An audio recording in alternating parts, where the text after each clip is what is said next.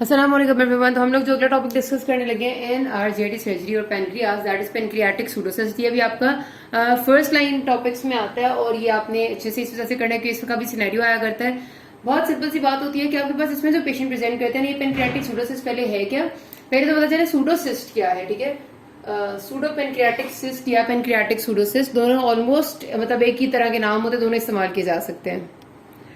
तो हमारे पास कोई भी जगह पे जब हम सूडोसिस्ट की बात करते हैं ना, यहाँ पे मैं सूडो पेनक्रियाटिक सिस्ट कह दी, मतलब दोनों एक ही बात है। ठीक है, पेनक्रियाटिक सूडोसिस्ट को तो सूडोसिस्ट का मतलब ये होता है, सूडो मींस फॉल्स, कोई ऐसी सिस्ट जो एक्चुअल में सिस्ट नहीं है। आपको पता है कि जो सिस्ट है ना वो हमेशा फ्लूइड फिल्ड एक कैविटी होती है which is lined by epithelium, मतलब एक बाकायदा एपिथेलियल सेल्स होते हैं, एक लाइनिंग होती है जिससे उसे लाइन किया हुआ होता है। अगर आपके पास कोई सिस्टिक कैविटी है, मतलब कोई फ्लूइड फिल्ड कैविटी है लेकिन उसको एपिथेलियल सेल्स ने लाइन नहीं किया हुआ, उसके अलावा उसको किसी और चीज ने लाइन किया हुआ, तो हम उसको सूडोसिस्ट कहते हैं। ठीक है, तो सूडोसिस्ट यहाँ पर जो बनती है वो बनती है इस वजह से, मैंने आपको पहले भी बताया एक्यूट पेनक्रियाटाइटिस में कि एक्यूट पेनक्रियाटाइटिस में जब नेक्रोसिस होता है, एडेमा हुआ, ठीक है, पहले पेनक्रियाटाइटिस का फीचर है ना, जब भी एक्यूट इन्फ्लेमेशन होगी वहां पर एडेमा होगा, वहां पर सेल डेथ होगी। अगर ये हो कि आपके पास ये पेनक्रियाज है और पेनक्रियाज के आसपास सपोज इस जगह पर सारे में एडेमा हुआ था बहुत ज्यादा और बहुत सारा सेल डेथ थी, ग्रेनुलेशन टिश्यू था, ग्रेनुलेशन टिश्यू में यही कुछ होता है ना, आपके डेड सेल्स होते हैं, मैक्रोफेजेस हैं, आपके व्हाइट ब्लड सेल्स हैं, न्यूट्रोफिल्स वगैरह वगैरह वगैरह। अच्छा, हुआ क्या, यहाँ पर सारा एडेमा हुआ था, यहाँ पर सारा ग्रेनुलेशन टिश्यू था,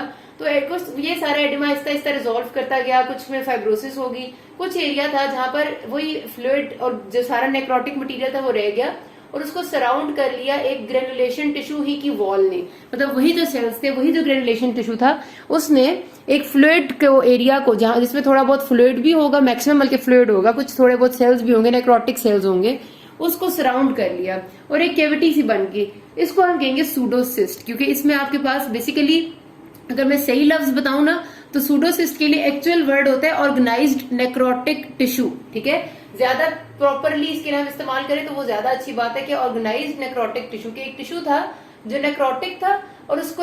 गिर्द एक मेम्ब्रेन ने, जो कि फॉल्स मेम्ब्रेन है, ग्रेनुलेशन टिश्यू की मेम्ब्रेन है, उसने उसको ऑर्गेनाइज कर लिया। ठीक है, तो ये डिफरेंस आपसे बहुत ज्यादा पूछते हैं। तो ये हो गया। अब हमारे पास पेनक्रियाज में जब ये चीज बन जाती है तो उसको हम कहते हैं सूडो पेनक्रियाटिक सिस्ट या पेनक्रियाटिक सूडोसिस्ट, दोनों बातें हो सकती हैं। तो हमारे पास ये बहुत छोटी सी भी बन सकती है और ये बहुत बड़ी भी बन सकती है, इतनी बड़ी भी बन सकती है कि पूरे के पूरे स्टमक को कंप्रेस कर दे। इस सिस्ट के फीचर्स किस तरह से होते हैं, पहली बात तो है कि इसकी बड़ी टिपिकल सी प्रेजेंटेशन होती है after an episode of acute pancreatitis, मतलब आपके पास पेशेंट सबसे ज्यादा कॉमन ही होता है कि 3 से 4 हफ्ते बाद आफ्टर एक्यूट पेनक्रियाटाइटिस प्रेजेंट करते हैं और किससे प्रेजेंट करते हैं कि मुझे पेट में एक छोटी सी मैस सी फील होती है। ठीक है, छोटी सी सिस्टिक फ्लूइड टाइप मैस सी होती है, मतलब वो मूवेबल सी मैस है जो मुझे इधर फील हो रही है और उसके साथ मुझे भूख भी कम लगती है, मुझे भरा भरा पेट महसूस होता है। और ये तो सिम्टम एक सिस्ट के फीचर्स है, मतलब वहां पर वो पड़ी हुई है तो जाहिर सी बात है कि वो स्टमक को कंप्रेस कर रही है क्योंकि आपका स्टमक इसके आगे पड़ा हुआ है। ठीक है, पेनक्रियाज के आगे स्टमक है, अगर यहाँ पर एक एक्स्ट्रा चीज आ जाएगी तो स्टमक को कंप्रेस करेगी तो पेशेंट को एपिगैस्ट्रिक फुलनेस फील होगी, उसको सेटाइटी होगी और उसको खाना नहीं ज्यादा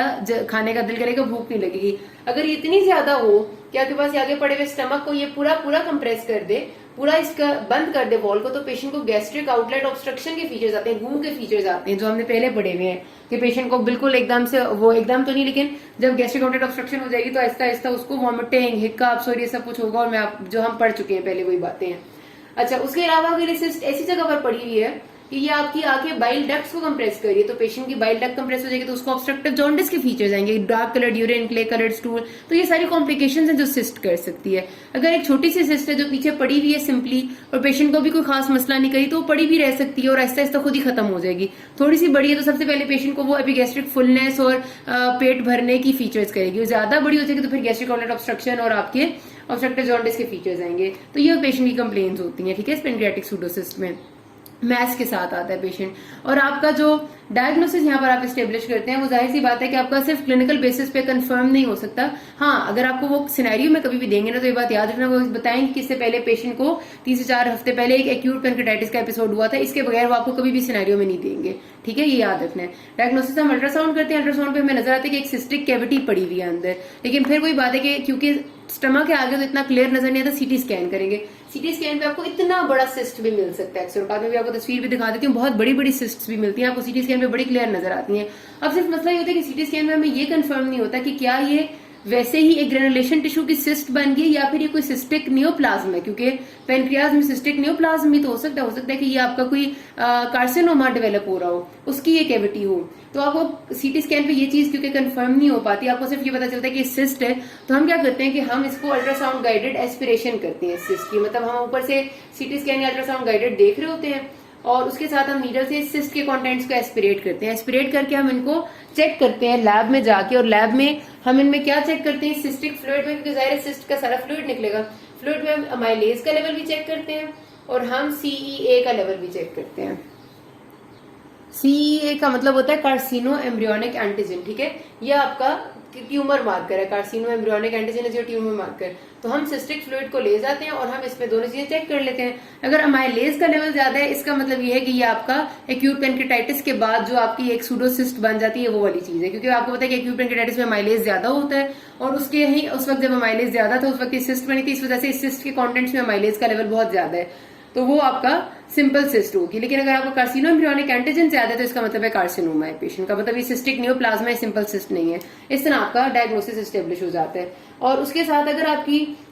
सूडोसिस्ट जो है, मतलब अगर आपकी सूडोसिस्ट की कम्युनिकेशन पेनक्रियाटिक डक्ट के साथ है, क्योंकि पेनक्रियाटिक डक्ट की पेनक्रियाज में रन कर रही है ना इस तरह से, और आपकी सिस्ट यहाँ पर बनी हुई है और सिस्ट की कम्युनिकेशन इसके साथ है, आपको सीटी स्कैन पे नजर आया कि ये दोनों चीजें आपस में कम्युनिकेटेड है, तो आप क्या करेंगे कि आप MRCP भी करेंगे, तो MRCP पे भी आपको नजर आ जाएगा बहुत अच्छे से कि कहाँ पर सिस्ट पड़ी हुई है। और ERCP अगर आप करेंगे तो डाइज डाल के भी आप चेक कर सकते हैं, और ERCP से इवन आप ब्रशिंग्स ले सकते हैं कि सिस्टिक कैविटी कहाँ पर है, और थोड़ा अंदाजा ज्यादा बेहतर हो सकता है,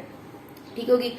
अच्छा जी, उसके बाद हमारे पास सिस्ट की कॉम्प्लिकेशन मैं आपको बता चुकी हूँ, रप्चर हो सकती है, पेरिटोनाइटिस हो जाएगा, रप्चर होगी तो ऊपर स्टमक कंप्रेस हो जाएगा, फिर पीछे CBD कंप्रेस हो सकती है, मतलब ये सारी मैं आपको बता चुकी हूँ। अब हमने मैनेज कैसे करना है, सबसे ज्यादा कॉमनली जो सिस्ट है ना वो खुद ही रिजॉल्व कर जाती है, हमें नहीं कुछ करने की जरूरत पड़ती। छोटी सी सिस्ट होगी, पेशेंट को खास कंप्लेन्स नहीं होगी, कोई गैस्ट्रिक ऑब्स्ट्रक्शन को ऑब्स्ट्रक्टिव जॉन्डिस नहीं होगा, तो हम उस सिस्ट को सिर्फ वेट एंड वॉच वाला काम करेंगे और वो खुद ही रिजॉल्व कर जाती है। लेकिन अगर हमारे पास सीटी स्कैन पे हमने किया और हमें पता चला कि ये साइज में भी बड़ी है, मतलब 6 सेंटीमीटर से ज्यादा की साइज में बड़ी होगी, तो पेशेंट को सिम्टम्स देगी, उसको बहुत ज्यादा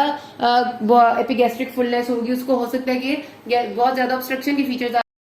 तो अगर हमारे पास मैनेजमेंट में पेशेंट की सिस्ट का साइज 6 सेंटीमीटर से ज्यादा है और अगर वो 12 हफ्ते हो गए, 12 हफ्ते का मतलब है 3 महीने तकरीबन गुजर गए और वो रिजॉल्व नहीं कर रही, ठीक है, एक पेशेंट आया था आपके पास और आने के बाद हम उसे फॉलो अप करें, 3 महीने तक भी पेशेंट को वैसे ही थोड़े बहुत हल्के फुल्के से सिम्टम्स रिजॉल्व नहीं कर रही और थिक वॉल्ड होती जा रही है या फिर साइज में बढ़ती जा रही है, इसका मतलब है कि हमें उसको ट्रीट करना पड़ेगा, हमें कुछ ना कुछ इंटरवेंशन करनी पड़ेगी। इंटरवेंशन दो तरह से हो सकती है, या तो हम एंडोस्कोपिकली उसको ड्रेन कर लें या फिर हम उस सिस्ट को जो है वो करें, सर्जिकली ओपन करें। अब एंडोस्कोपिक ड्रेनेज किस तरह से होती है, पहले जो हमने किया था ना, जब मैंने आपको कहा था कि हमने उसके सिस्ट के कंटेंट्स को निकाला था नीडल से और हमने उसमें अमाइलेज और CA चेक किया था, इसमें आप पूरी सिस्ट को ड्रेन नहीं कर पाते क्योंकि उसकी कैविटी जो अंदर उसके वॉल है वो तो वहीं पर रहती है ना, पूरी सिस्ट भी ड्रेन नहीं हो पाती। तो जो आप बाद में करते हैं प्रोसीजर वो होता है आपका एंडोस्कोपिक ड्रेनेज प्रोसीजर। उसमें आप क्या करते हैं, एंडोस्कोप पास करेंगे